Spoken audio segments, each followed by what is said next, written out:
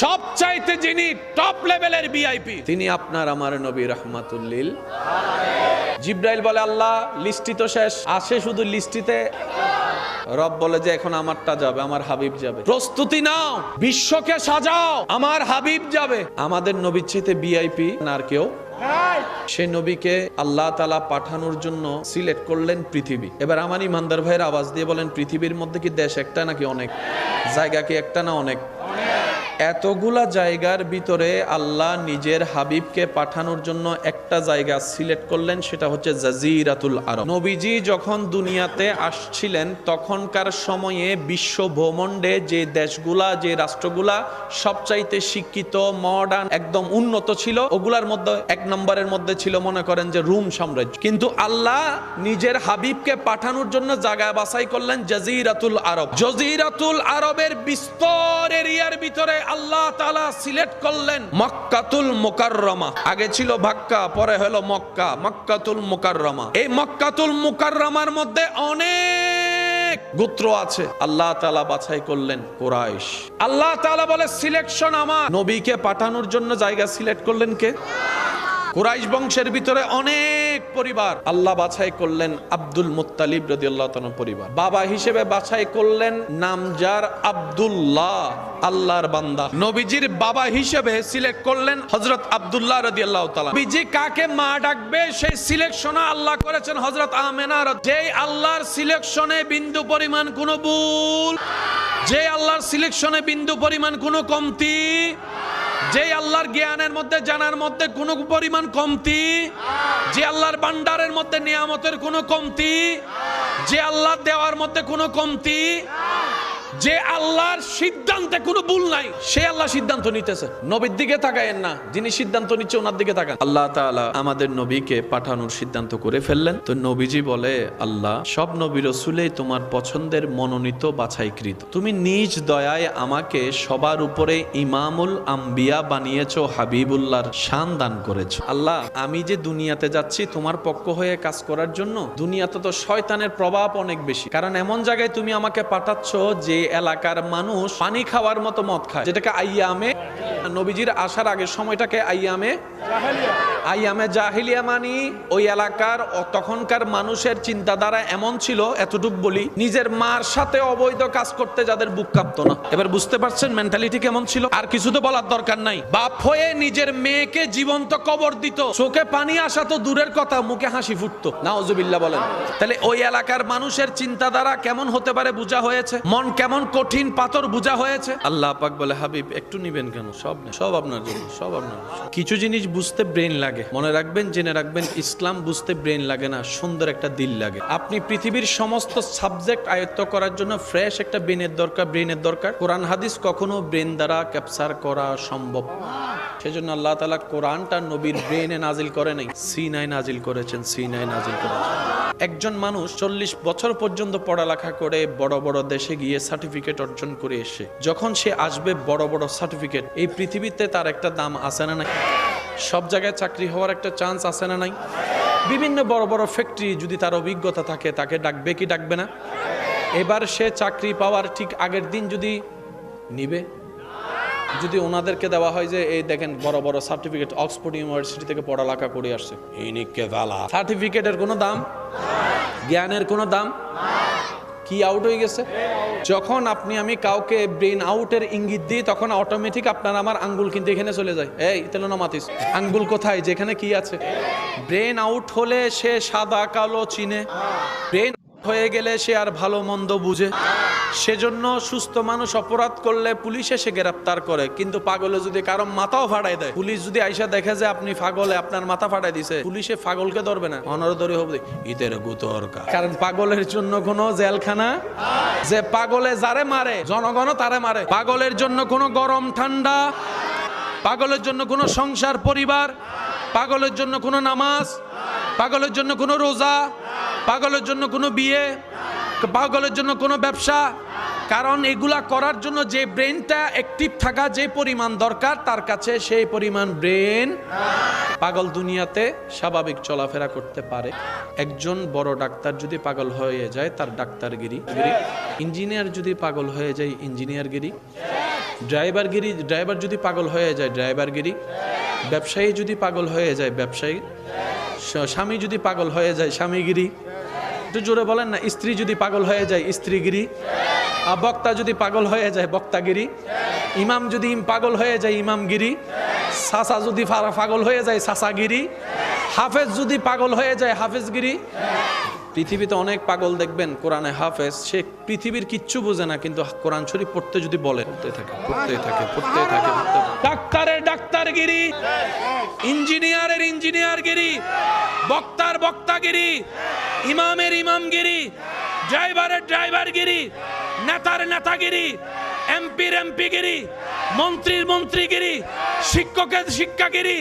কিন্তু হাফেজের হেফজ শেষ হয় না, হাফেজের হেফজ শেষ হয় না। জগৎ অবাক হয়ে অ্যানালাইসিস করে, হাউ ক্যান পসিবল, তার ব্রেন তো সুস্থ নাই, সে তো মা চিনে না, খালা চিনে না, বড় চিনে না, ছোট চিনে না, গরম চিনে না, ঠান্ডা চিনে না। শীতকালে দেখা যায় পানিতে নেমে বসে আছে, গরমকালে দেখা যায় কম্বল গায়ে দিয়ে বসে আছে। কিন্তু কোরআন তেলাওয়াত যখন করতে বলা হয়, হাফেজে মুকাররম, হাফেজে করিম, হাফেজে মুকাররম যখন কোরআন তেলাওয়াত করে, তখন তার কোরআন তেলাওয়াত শুনে কেউ আর তাকে পাগল ভাবতে পারে না, পাগল ভাবতে পারে না, পাগল ভাবতে পারে না।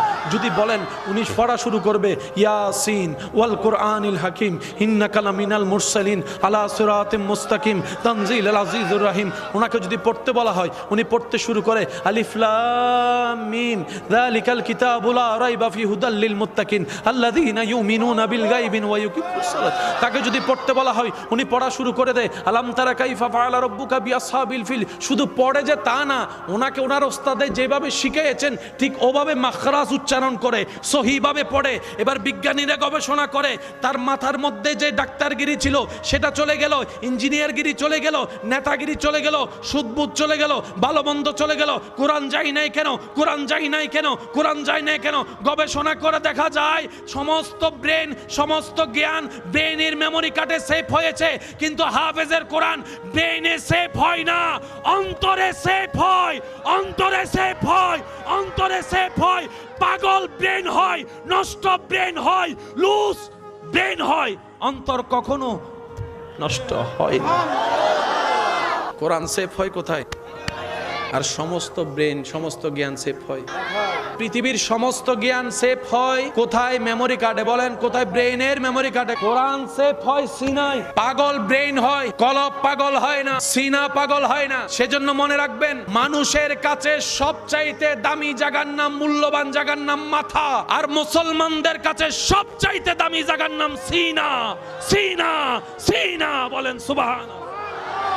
সকল মানুষের দামি জায়গার নাম, আর ব্রেন মাথার কি মানুষের দামি জায়গার নাম, আর মুসলমানদের দামি জায়গার নাম। আমরা কোন দিন থেকে লসে পড়ছি? যে দিন থেকে সিনায় কাজ না করে মাথার কাজের পিছনে দৌড়ানো শুরু করছি। কাউকে যদি বলেন, আমার যুবকরা উত্তর দিবেন, দাদা নানা যারা আছেন ওনারা একটু চুপ করে শুনবে। কালকে পরীক্ষা, আজকে পড়ালেখা করা লাগবে কি লাগবে না?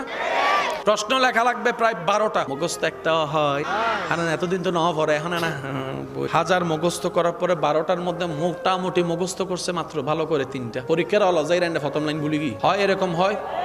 তখন সামনে জন প্রথম লাইন না হয় ভাবনা শুরু করে প্রথম লাইনটা জানি কি ছিল, কারণ প্রথম লাইন আসলে অটোমেটিক দ্বিতীয় লাইন তৃতীয় লাইনগুলা চলে আসে। যে কোন এখানে কে কোনো হাফেজ আছে? এখানে কোনো হাফেজ কে আছে? ওনারা যখন তারাবির ইন্টারভিউ দিতে যায়, ওনাদেরকে যে প্রশ্নগুলো যেভাবে করে, এত পারার এত নম্বর পৃষ্ঠার অমুক লাইন থেকে পড়ে। আপনি যে কোনো হাফেজকে যদি ডেকে বলেন যে আচ্ছা বলতো ভাইয়া বলো তো 4 পারার 5 নম্বর পৃষ্ঠা, আপনি বলবেন 1 2 3 4 5 সেকেন্ড হতে না হতেই দেখবেন পড়া শুরু। হঠাৎ করে ওনাকে থামাই দিয়ে বলবেন আচ্ছা ঠিক আছে 10 পারা 4 নম্বর পৃষ্ঠা থেকে বলতো, পড়া শুরু। আপনি যদি বলেন হঠাৎ করে বলেন যে 12 পারার মধ্যে আপনার 2 নম্বর পৃষ্ঠা থেকে বলেন তো, পড়া শুরু। এই মিরাক্কেল পৃথিবীর কোনো বইয়ের মধ্যে আপনি দেখবেন না। যেখানে একটা ক্লাস 9 10 এ থাকা অবস্থায় এসএ প্যারাগ্রাফ মুখস্থ করা হয়েছে কি হয় নাই? Journey by book, journey by train. এখন ইন্টারে পড়া, ডিগ্রিতে পড়া আমার ছেলেকে, আমার বাইকে যদি বলি যে জার্নি বাই ট্রেন নিবে হতো, এখন আসে না। আমি বললাম কেন এত কষ্ট করে সারা রাত জেগে তুই যে প্রশ্নটা মুখস্থ করলি ভাই, এটা খেয়ে ফেললি কেন? মুখস্থ করছিলাম লেখার জন্য, লেখাও শেষ। 8 বছরে হাফেজ হওয়া সেই ছেলেটাকে যখন বয়স 36-40, তখনও যদি জিজ্ঞেস করেন অনর্গল পড়তে থাকে, এটার ব্যাপার কি, মামলা কি? রব বলে যে পৃথিবীর সমস্ত কিতাব বই মুখস্থ করতে হয় নিজের প্রচেষ্টায়, কোরআন চেষ্টা করলে সম্ভব হয় না, কোরআন হেফজ হয় আমি রবের দয়া। রবের দয়া ছাড়া সম্ভব? আগের যুগে যত আসমানি কিতাব নাজিল হয়েছে এগুলো কি মনে থাকবে ভাই আপনাদের, নাকি ভুলে যাবেন? আল্লাহর ভাষা কি?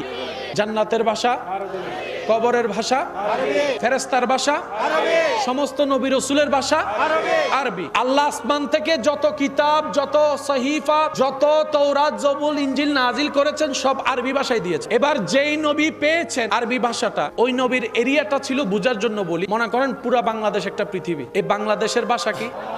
এই বাংলার ভিতর যে কত রকমের ভাষা আছে, অনেক রকমের ভাষা। আবার এই এক এক ভাষার ভিতরে এক এক ভাষা। মনে রাখবেন আল্লাহ তাআলা আরবি দিয়েছেন, নবী রাসূলগণ আরবি পেয়েছেন। এবার মূসা নবী দেখে আমার এলাকার মানুষ তো চট্টগ্রামের ভাষায় কথা বলে, ওরা তো আরবি জানেন, এখন আমি কালামটা কিভাবে দিব? আল্লাহ তাআলা বলে আমি আপনাকে বুঝাই দিলাম, আপনি তাদের মতো করে তাদেরকে বুঝাই দেন। এই বুঝাই দিতে গিয়ে কোন জায়গায় হিব্রু হয়ে গেছে, কোন জায়গায় ইব্রানি ভাষা হয়ে গিয়েছে, এক এক অঞ্চলের এক এক ভাষা অনুযায়ী আসমানি কিতাবটা ট্রান্সলেটেড হয়ে গিয়েছে। নবীকে আল্লাহ আরবি দিয়েছেন, নবী উম্মতকে আপন আপন ভাষায় বুঝিয়ে দিয়েছেন। এবার আমাদের নবীর ব্যাপার যখন আসলো, আমাদের নবীর সময় যখন আসলো, আমাদের আল্লাহ আমাদের নবীকে ইকরা বিইসমি রাব্বিকাল্লাযী খালাক আরবিতে দান করলেন। আমাদের আল্লাহ আমাদের নবীকে ইয়াসিন ওয়াল কোরআনিল হাকিম দান করলেন। আমাদের নবীর উম্মত বাংলাদেশে আছে না নাই?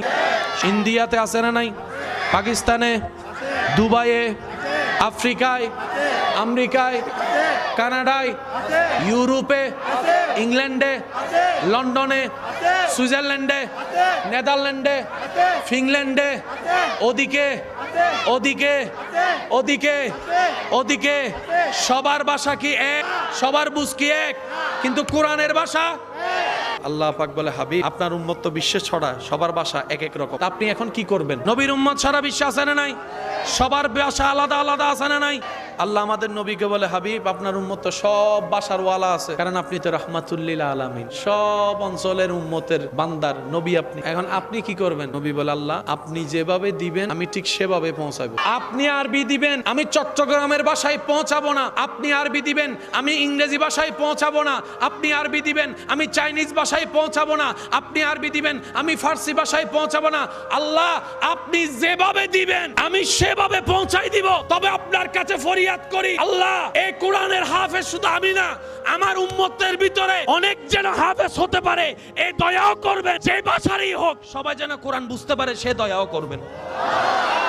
নবী দোয়া করেছেন, আল্লাহ কবুল করেছেন। এখন আপনার এলাকায় হাফেজের কোনো অভাব নাই। আল্লাহ দিলে দাদা নানা পিছনে নাতি, দাদাই বলতেছে ইক্তেদাইতু বিহাজাল, নানাই বলতেছে ইক্তেদাইতু বিহাজাল। সব জায়গায় নানা দাদা সামনে, নাতি পিছনে। যখন ইমামতিতে গেল নাতি নার পাওয়ার নাই। এটা অর্জন নয়, এটা দয়া। আমাদেরকে একটু বুঝতে হবে অর্জন আলাদা, দয়া আলাদা। অর্জন শেষ হতে পারে, অর্জন ধ্বংস হতে পারে, অর্জন নষ্ট হতে পারে। দাদার দিন না কামানো সম্পদ, অর্জনকৃত সম্পদ অনেক সময় বাবারা নষ্ট করে, চাচারা নষ্ট করে, অনেক সময় নাতিরা নষ্ট করে। অর্জন নষ্ট হয়, নিয়ামত কখনো নষ্ট হয় না। সেজন্য বুদ্ধিমানরা অর্জনটাও করে রবের দয়া দিয়ে, সেজন্য আজীবন টিকে থাকে। বলেন সুবহান।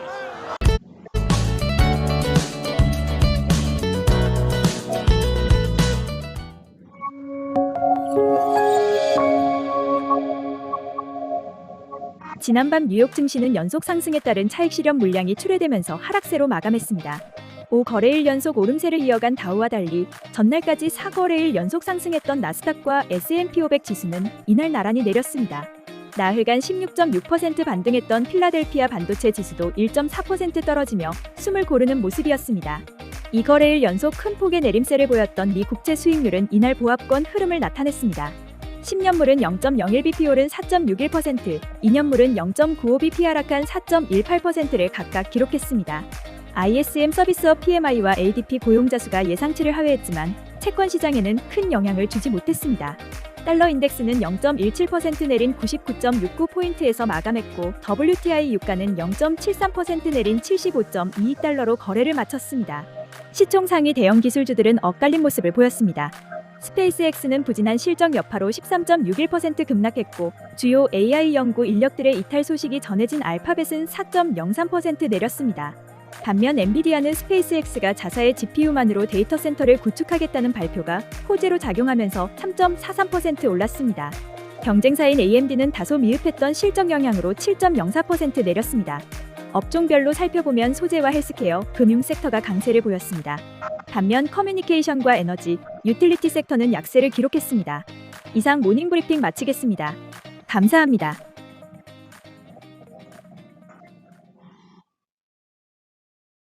বলেন সুবহান। আজকে থেকে 50 বছর আগে এই এলাকায় অনেক দাফটওয়ালা মানুষ ছিল কি ছিল না?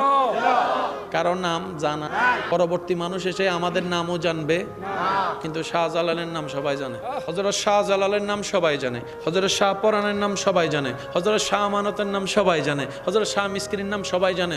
ও যুবক ভাইয়েরা, একটু কি ভাবনাই আসে না, কিরে এত কিছু করার পরও অনেকে নিজের নাম টিকে থাকার জন্য জনগণের টাকা দিয়ে বানানোর পরে নাম একটা নিজে লাগাই দেয়। বাস্তব কথা যেটা সেটা বলেন না রে ভাই, নাম একটা লাগাই কি লাগে না? এই দলে এসে নাম লাগাই, আরেক দলে এসে বাস্তব না বাস্তব, বাস্তব না বাস্তব, বাস্তব না বাস্তব।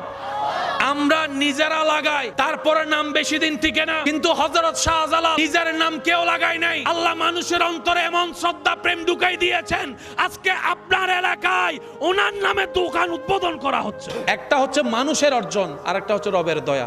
আল্লাহ ওয়ালারা যেটা অর্জন করেছেন সেটা হচ্ছে রবের দয়া অর্জন করেছে। আমরা অর্জন করি আমাদেরটা, রবের দয়া আমরা নিতে চাই না। কিন্তু আল্লাহ বলিরা যারা আল্লাহর প্রিয় বন্ধু, তারা এমন কুশলে হিকমত করেছেন, দুনিয়াও করেছেন, রবের দয়াও নিয়েছেন, দুনিয়াও করেছেন, রবের দয়া নিয়েছেন। এখানে আমি একটা কথা বলি, যদি আপনারা রাগ না করেন, কারো ঘরে যদি অনেকগুলো মেয়ে হয়, তারপরও সে একটা আশা করে কি সন্তানের, যদিও করাটা ঠিক নয়, এই করাটা ঠিক নয়। কেন নয়? ছেলে হবে না মেয়ে হবে সিদ্ধান্ত আল্লাহ। আর আল্লাহ যখন যেটা করেন বুঝে শুনে করেন, ভালোর জন্যই করেন। পুত্র সন্তান নাতিপতি চাই কেন? নামটা যেন টিকে থাকে, বংশের নামটা যেন টিকে। এটা আমাদের ধারণা আসলে, কিন্তু এটা টিকে থাকে না। ওয়াইবে যদি ইন্দে অস্তরওয়ালা হয়, নাতিবে যদি দুই মিকে দুয়ার আহন্য হয়, নাম না বদনাম। সেজন্য পুত্র সন্তান খুঁজবেন না, কন্যা সন্তান খুঁজবেন না, আল্লাহকে বলবেন আল্লাহ নেককার একটা সন্তান দাও, এই সন্তানের কারণে হাসরের ময়দান আমরা মা বাবা ইজ্জতওয়ালা হব। এতটুকু দোয়া করেন অন্তত, তাহলে আল্লাহ বুঝে শুনে ভালোটাই দিবে, যেটা আপনার জন্য কল্যাণ। আর যেটাই দিবে সেটার উপর খুশি থাকবেন। আমরা পরবর্তী প্রজন্মের কাছে নিজের নাম টিকানোর জন্য অনেক কিছুই করি, কিন্তু আপনি একটু চোখ বন্ধ করে আল্লাহর ওলিদের জীবনী দেখেন, ওনাদের বংশধর নাই, কিন্তু নাম এখনো বড় আকারে। না, মানুষজনের কোনো অভাব নাই, প্রত্যেক দিন যাচ্ছে আল্লাহর ওলির কাছে। আমরা ডাকলেও মানুষ আসে না, ওখানে নিজের থেকে যায়। কেন? ওনারা আজীবন রবের ইচ্ছাকে ইজ্জত দিয়েছেন, ওনারা আজীবন নিজের মনের চাইতে, চাওয়ার চাইতে রবের ইচ্ছাকে ইজ্জত দিয়েছেন। রব্বুল আলামিন ওনাদের অবর্তমানেও কিয়ামত পর্যন্ত মানুষের অন্তরে ওনাদের জন্য ইজ্জতের ব্যবস্থা করে দিয়েছেন। সুবহান। এই যে আপনি আমি নামাজ পড়ি, এটার মেইন বেসটা কি? জান্নাত পাওয়া না তো? এটার মেইন বেসটা হচ্ছে রবের দয়া পাওয়া। আমরা রোজা রাখলে, উপবাস থাকলে আল্লাহর কোনো লাভ আছে? আমরা সারা দিন ভর খাইলে আল্লাহর কোনো ক্ষতি আছে? তো রমজানের রোজাটা রাখছি কেন? আল্লাহ যেন আমাদের উপর খুশি হয়, দয়া করে। মা বাবার সেবার মূল কারণ কি? রবের দয়া পাওয়া। কারণ এগুলা করলে রব খুশি হয়, খুশি হলে কি দেয়? দয়া করে। ওদের সম্মান করলে রব খুশি হয়, ছোটদেরকে স্নেহ করলে রব খুশি হয়, স্ত্রীকে মহাব্বত করলে রব খুশি হয়, স্বামীকে ইজ্জত করলে রব খুশি হয়, পাওনাদারের পাওনা দিয়ে দিলে রব খুশি হয়, যে জায়গা পায় তাকে জায়গা দিয়ে দিলে রব খুশি হয়, যার পানি নাই পানি দিয়ে দিলে রব খুশি হয়, যার ক্ষুধার্ত তাকে খাবার দিলে রব খুশি হয়। সব কিছুর মূলে হচ্ছে রব্বুল আলামিনকে খুশি করা। সেজন্য নিজে বাঁচলে বাপের না, আর কয়দিন বাঁচবো একটু হিসাব করে দেখেন না। চোখটা বন্ধ করে দেখলে দেখবেন এই তো স্কুল জীবন, এই তো প্রাইমারি স্কুলে যাওয়া, এই তো হাই স্কুলে যাওয়া, স্কুলের পোশাক পরা, সব চোখে ভাসবে। চোখে ভাসবে বন্ধুদের সাথে নিয়ে খেলা করা, চোখে ভাসবে নদীতে পুকুরে গোসল করার দৃশ্যটা, চোখে ভাসবে বৃষ্টিতে ভিজে ভিজে যাওয়া, চোখে ভাসবে 8 আনা 1 টাকার 2 টাকার নারিকেলের আইসক্রিম খাওয়া, দুধের আইসক্রিম খাওয়া। এই তো চোখে ভাসতেছে একটা একটা করে, চোখে ভাসতেছে ছোট্টবেলায় বল খেলা, ক্রিকেট খেলা। এই বল কোথাও পড়ে গেলে সবার থেকে টাকা তুলে আবার বলের কিনা, বলের ট্যাপ কিনা, সব চোখে ভাসবে। কিন্তু এখন যখন চোখটা খুলে ক্যালেন্ডার দেখবেন 2025 সাল চলে এসেছে। 10 বছর 12 বছর 15 বছর কখন যে চলে গিয়েছে কোনো টেরই পাওয়া গেল না। এই পৃথিবীতে যতদিন আপনি আমি নিঃশ্বাস নিব, বদনাম লেগে থাকবে, পিছে টেনে নামানোর মানুষ লেগে থাকবে, আপনাকে অপমানিত করার মানুষ থাকবে, আপনার ক্ষতি করার মানুষ থাকবে। মনে রাখবেন, যাদের জীবনের সাথে এই সমস্ত সিচুয়েশন পরিচিত, আপনাদের উদ্দেশ্যে আমি ভাই হিসেবে একটা আবদার করে কথা বলে যাই, এই সমস্ত সিচুয়েশন সামনে আসলে কখনো মন ছোট করবেন। কারণ বান্দা যাকে নামাতে চায়, সে বান্দা যদি ধৈর্য ধরে, তখন রব্বুল আলামিন দয়া করে সে বান্দাকে আবার উপরে তুলে দেয়। পৃথিবী যাকে কলঙ্কিত করতে চায় অন্যায়ভাবে, রব্বুল আলামিন তার ইজ্জত বাড়াই দেয়। পৃথিবী যার লস করতে চায়, রব্বুল আলামিন তার লাভ করে। সেজন্য সবসময় ধৈর্যের সাথে থাকবেন। কথার উত্তরে কথা দেওয়ার দরকার নাই তো, বললে কি হবে, ঝগড়াটা 2 কথা থেকে 4 কথা হয়ে মারামারি হয়ে যাবে, মামলা হবে, লাভের চাইতে লস বেশি। তা আমাদের গুনাহ আছে না নাই? একটু নাকি অনেক বেশি? নিজে মাপ পাওয়ার জন্য অন্যকে মাফ করে দেন। এই মুহূর্তে আমি সবার উদ্দেশ্য বলবো, যার অন্তরে, যার চোখে ভাসছে, যে যাকে যতটুকু কষ্ট দিয়েছে, আপনার শত্রু, আপনার দুশমন, দুনিয়াবি কারণে, আল্লাহর দিকে তাকায় সবাইকে মাফ। যারা যারা মাফ করতে পারবেন তারা একবার বলেন ইনশাআল্লাহ। কোন কারণ দাড়ি কমার দরকার, মাফ করলাম কার জন্য? যিনি আপনাকে কষ্ট দিয়েছেন। কয়টা? একটা অথবা 2টা, না হয় 3টা, না হয় 5টা। আমরা গুনাহ করছি কয়টা? হাজার হাজার। 5টা কারণের গুনাহ মাফ করে দিলাম, নিজের হাজার হাজার গুনাহ মাফ পাওয়ার জন্য। কোন দাড়ি কমার দরকার, কোন কারণের দরকার, কোন কিছুর কিন্তুর দরকার, কোন বিচারের দরকার? বিচার যদি করে আল্লাহ করবে, আমাদের করার দরকার। কারণ আসামি কখনো বিচারক হতে পারে না। আমরা নিজেরাই সবাই আসামি, সবাই আসামি। এখানে বিচারক বলতে কেউ, সেজন্য আহকামুল হাকিমিন একমাত্র বিচারক, যার বিচারের মধ্যে 19-20। আল্লাহ তাআলা আমাদের সবাইকে নবীর সুন্নত মোতাবেক জীবন যাপন করার তৌফিক দান করুন।